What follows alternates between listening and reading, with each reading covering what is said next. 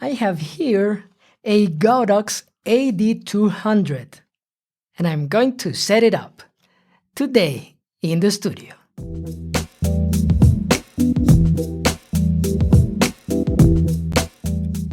Hello there, my name is Alex Silva. Today I'd like to share with you how I'm going to set up this AD200 from Godox. This is actually, as you can see in the video, a Flashpoint eVOLV 200. This flash was bought from Adorama. It's not mine, a friend of mine lent it to me, so I can set it up on camera. This flash is seriously interesting. It looks and it more or less has the same size as a hot shoe flash that you have seen me using and setting up in previous videos. However, this is way more powerful, and this has a few differences compared to a hot shoe flash, and we're going to get there in a second. Let's set it up right away. You'll see why it's so different. Starting with the physical inspection of this unit, you can see that this doesn't have a traditional flash head that can tilt or swivel. However, it does have a head that looks like a hot shoe flash. This flash does not zoom, or this flash head does not zoom. It is fixed with a coverage of 35 millimeters. You don't see a screen or buttons on the sides. However, you can see the buttons on the back side of the unit. Why is this? Well, it's because this is not meant to be used as a hot shoe. This is actually a very portable strobe flash. That's something that I really like about it. Why do we have this here? Well, this is one of the major differences compared to a hot shoe flash. The screen is here, and we will see that it has way less controls compared to a hot shoe flash, because most of its control signals will come from a transmitter. Going now to the power settings, you can see that this unit is not powered by AA batteries. It has its own rechargeable battery. And as you can see on the screen that is on the back end of the flash, well, we can actually turn it on with this small switch, and we can see it right away that it's almost, let's say, it's ready to fire. However, we don't have a dedicated connection to anything, so this flash only works in slave mode. And this works in slave mode in two ways. It can use radio transmission or optical slave.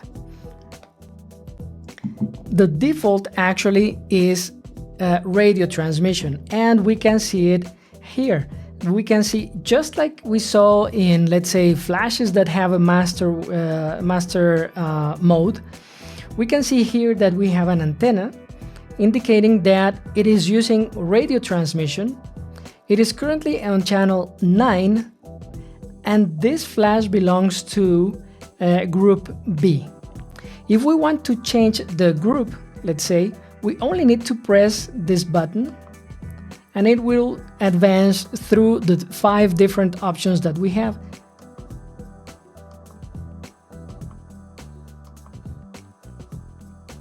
Let's leave it at group B.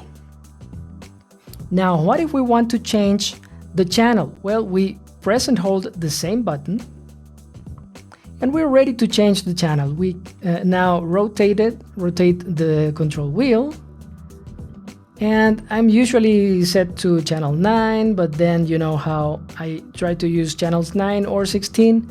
Nothing particular about those channels, just the numbers that I really like. Now, how do we set the power? Well, the power will come from a transmitter. We're going to set this XPro.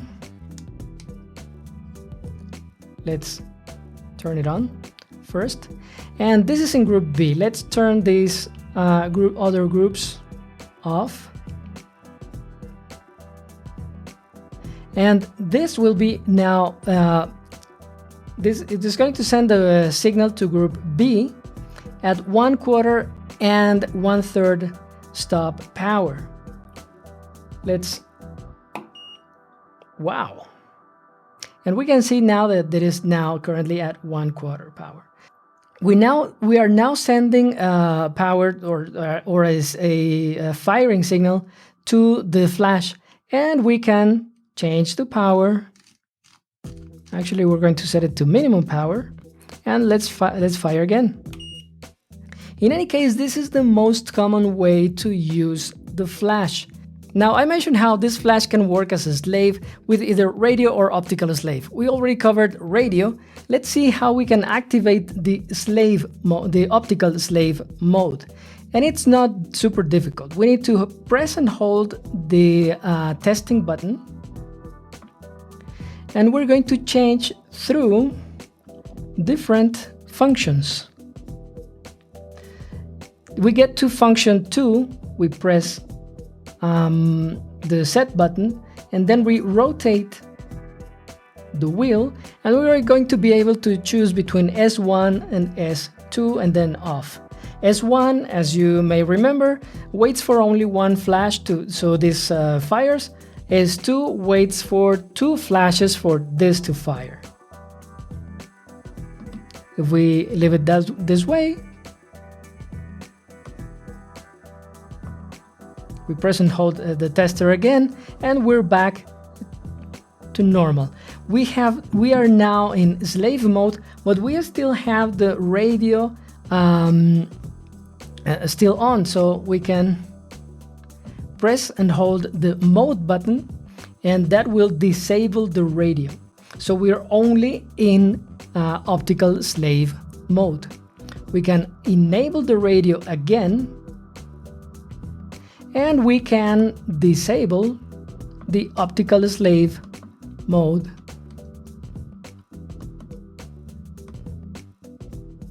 So we're back in the regular configuration. Now, I also mentioned how this head was zoomed out to 35 millimeters, and we also see that we have a modeling light function, but that is only available with this head. So, but wait a second, why am I mentioning this head in particular? Well, the thing is, something very interesting about this flash is that you can change the flash head. You only need to press and hold this lock, and then you will, there we go, and then you can disassemble. There are many other accessories that you can use and actually mount this flash on, but let's just talk about the different heads. And we have a head that has an open bulb or a bare bulb design, which is very interesting. This is actually how regular studio strobes normally work. So we mount the head, and then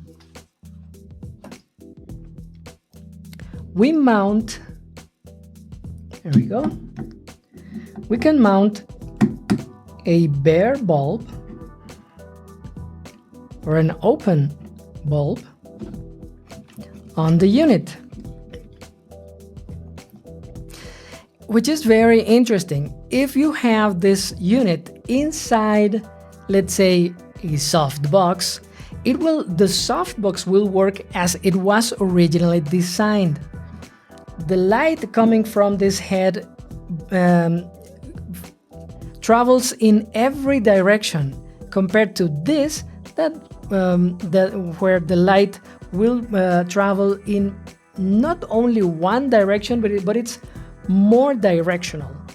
This head sends the light all over the place. So, and since the soft boxes are usually full of reflective materials on the inside, well, you will make sure that the light is more uniform.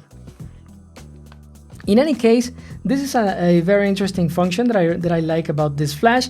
And if we turn it on, and it's currently on its minimal settings, and if we test it from here, it works.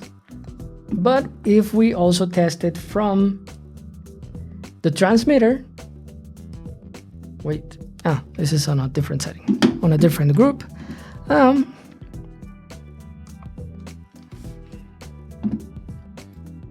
So if we fire, it just fires. It's nothing nothing particularly different. It's just the light will come in all directions. It's very cool. Now, I have mentioned a couple of times how this is not a hot shoe flash, so how can we mount it?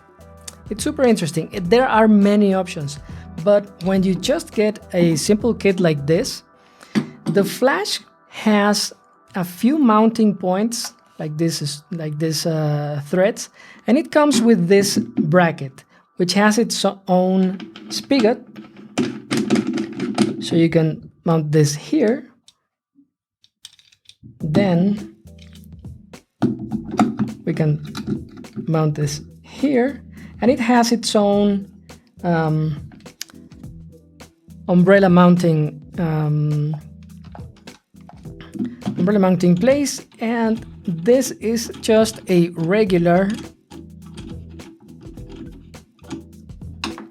mounting bracket, so you can place it on top of any spigot.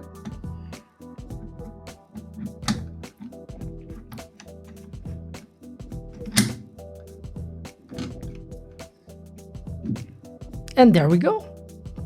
As you can see, the AD200 is a very interesting unit. It's on one side, it's very powerful, but it's also very, very portable, just like a regular hot shoe flash. It's different from a hot shoe flash, but it has so many advantages that I am dying to test this unit way more, and in combination with the rest of the flash system. I really hope you found this video interesting, informative, but also entertaining.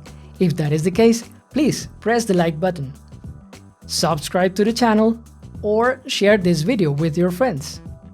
But most of all, please remember to stay safe, keep learning, and keep creating.